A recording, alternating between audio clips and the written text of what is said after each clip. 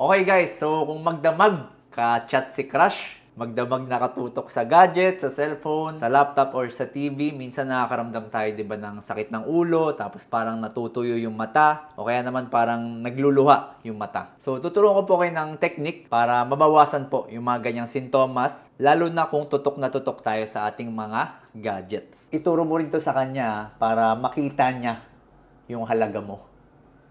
So, ang tawag po dito ay 20-20-20.